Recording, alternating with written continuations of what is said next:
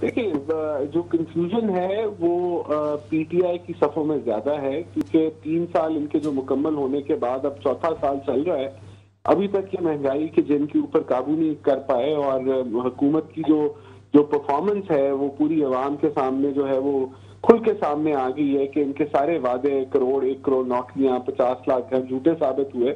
और current account deficit, जिसके ऊपर ये बड़ी दावे करते थे कि पॉजिटिव हो गया है, आज की प्रिडिक्शन ये है कि ये करंट अकाउंट डेफिसिट कहीं भी 9 अरब से डॉलर से लेके 13-14 अरब डॉलर के अंदर कहीं भी बैठ सकता है। और डॉलर जो है वो दिन ब दिन महंगा होता जा रहा है और रुपए की कदर में कमी आ रही है और महंगाई बढ़ती चली जा रही है। तो ये जो कंफ्यूजन है, ये इनको इन मामला को शिफ्ट करने के लिए हमारी सफों में डालने की कोशिश करते हैं, लेकिन कोई कंफ्यूजन नहीं है, आप यकीन रखें।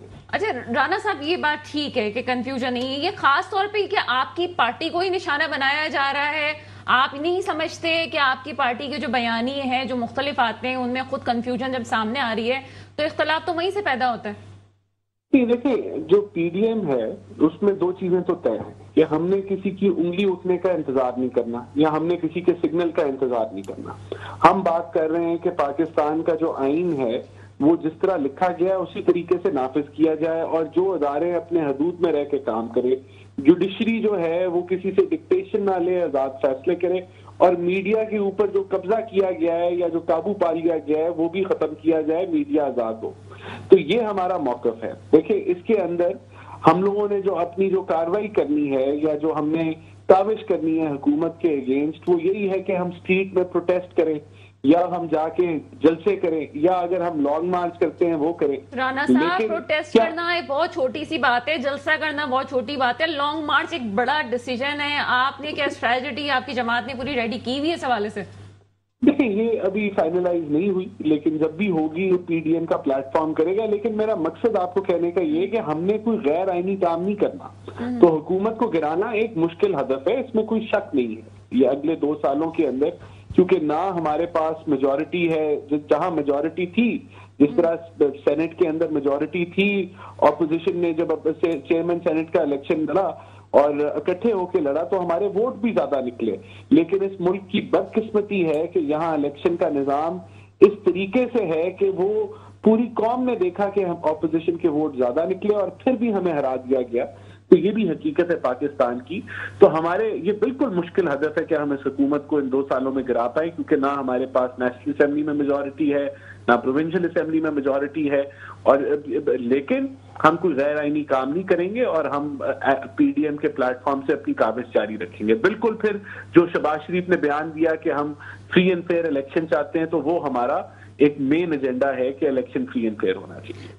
फ्री एंड फेयर इलेक्शंस तो बिल्कुल अपनी जगह है, लेकिन मैं जिस पॉइंट पे आना चाह रही हूँ, मुझे उसका कुछ क्लियर कर दें, मेरी नॉलेज में इजाफा कर दें कि आपकी पार्टी के रहनुमा ये कहते हैं कि अगले जो बजट है उसके बाद एक्सपेक्टेड है कि शायद ये हुकूमत चली जाए। तो आप श्योर हैं कि आपकी स्ट्रेटजी ऐसी है कि 2 साल ये हुकूमत पूरी नहीं कर सकती? देखें, ये किसी ने हमारे को इस तरह से अनाउंस नहीं किया कि अगले साल ये हुकूमत जो है वो चले जाएगी, या कोई इस तरह की कोई स्ट्रैटेजी हम सामने लेके आएंगे। ना हमारा ये दावा है पीडीएम के प्लेटफॉर्म से, लेकिन हमारी कोशिश जरूर है कि इस हुकूमत पे प्रेशर जो है वो जारी रखें, और ये हुकूमत जितनी जल्दी चले जाए उतना फायदा है कौम को, उतना फायदा है पाकिस्तान को। तो हमारा इस एंगल से हम इस बात को करते हैं कि अगर अगले साल इलेक्शन हो जाए तो ये पाकिस्तान के ऊपर भला होगा कि और बदहाली नहीं होगी एक आम आदमी की जिंदगी में, मईशत में बदहाली नहीं होगी, पीआईए में और बदहाली नहीं होगी, रेलवे में नहीं होगी, स्टील मिल में नहीं होगी, तो वो उससे बच जाएगी ये कौम। तो हमारी कोशिश काविश है, लेकिन मैं आपसे ये तस्लीम कर रहा हूं आपके सामने कि हुकूमत को गिराना कोई इतना आसान काम नहीं है, मुश्किल काम है, क्योंकि हमारे पास वो मेजॉरिटी नहीं है। और अदम एतमाद ऐसे माहौल में नहीं होता जहां कुछ अदारे जो हैं वो सियासत में मुदाखलत करें। और उसका मकसद ये है, हुकूमत इस पूरी 3 साला हुकूमत के अंदर जो इमरान खान का ऑपोजिशन के साथ नजरिया रहा है वो ये रहा है कि हम इन पे केस साबित कर सके या ना कर सके, हम इनको जेल में डाल दें।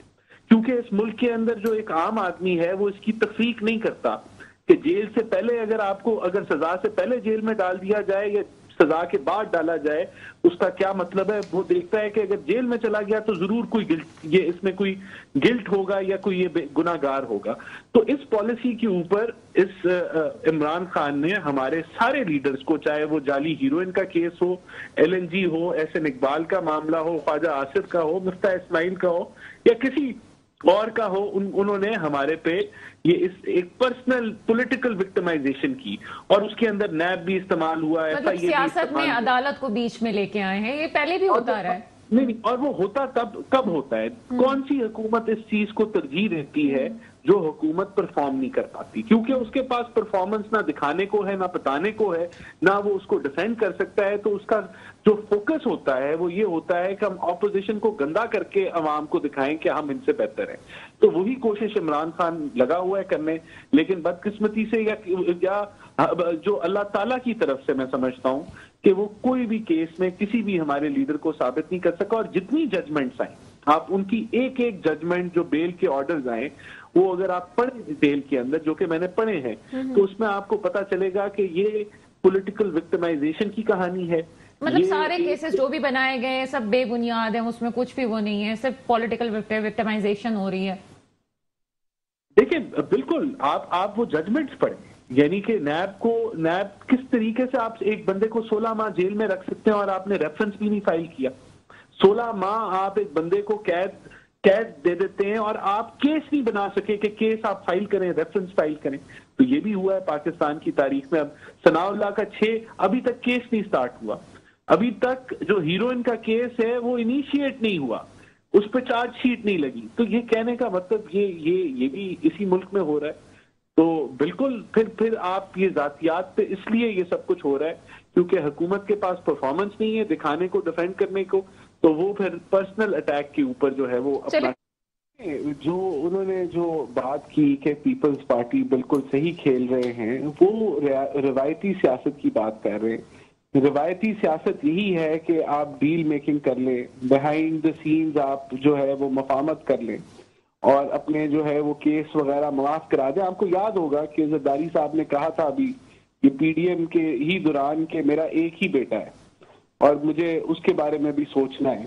तो आप सोच सकते हैं कि यहाँ जो डील करने वाले होते हैं या जो रिलीफ देने वाले होते हैं, उनको आप क्या नाम देंगी? कि क्या वो इस सियासत का भला कर रहे हैं? क्या वो सियासत के अंदर जो है वो बेहतरी ला रहे हैं या वो सब जो जमहूरियत को है वो तबाह कर रहे हैं? तो यही सवाल है कि आज अगर जो है वो अगर बेहतर कोई डील मेकिंग कर लेती है या लीडर ऑफ ऑपोजिशन की सीट वो मैनेज कर लेती है, तो उस मैनेजमेंट के लिए तो हम नहीं जा रहे। हमें पंजाब की अगर हुकूमत लेनी है और वो मैनेजमेंट करके ही लेनी है, तो फिर तो PDM का सारा मौक़िफ़ जो है वो ढेर हो जाता है, वो गिर जाता है। तो मैं समझता हूं कि अब शायद ये कोशिश है हमारी, और ये जरूर देखें, जब तक ये 73-74 साल से तो जो तजर्बा चलता आ रहा है वो तो अवाम के सामने, उसमें पूरे डिक्टेटर भी आए, फिर नीम जमहूरियत भी आई और फिर अब ये हाइब्रिड निजाम भी आपके सामने है। तो क्या ये एक कॉमन जमहूरियत की बात की जाए राना एहसान अफजाल साहब, आपकी पार्टी की जमहूरियत की तो दाद देनी चाहिए, क्योंकि आपकी पार्टी जितना अपनी ही पार्टी पे तनकीद कर रही होती है, वैसे कोई बात में आपस में आप लोग नहीं करते हैं जब इतनी ज्यादा मीडिया के सामने आप लोग की पार्टी के हवाले से बात होती है, अंदरूनी मामला भी डिस्कस हो रहे होते हैं? नहीं, देखिए, मैं समझता हूं कि हमारी पार्टी में जो है एक तो इस चीज को बड़ा हाईलाइट किया जा रहा है कि कोई एक तलाफ है या बयानियों का नैरेटिव की कोई कंफ्यूजन है। लेकिन अगर कोई नैरेटिव चला, अगर कोई नैरेटिव जो लंबे अरसे के लिए जिंदा रहेगा, वो यही रहेगा कि आप आइन को इम्प्लीमेंट करें और आप जो अदारे हैं वो अपने हदूद में रहें और जुडिशरी आजादाना फैसला करे और मीडिया आजाद हो। जब तक ये मामला हल नहीं होंगे और आप कोई भी कॉम्प्रोमाइज करेंगे तो रिजल्ट वही होगा जो रिजल्ट रहा है। अगर ऐसा आप पाकिस्तान को एक मुख्तलिफ लाइन पे लेके जाना चाहते हैं तो इन्हीं मामलात के ऊपर बातचीत होगी। तो ये जो PDM का बयानिया है, ये एक लॉन्ग टर्म बयानिया है, ये पाकिस्तान के मफाद का बयानिया है और एक आम आदमी के बेहतरी के लिए ये बयानिया है।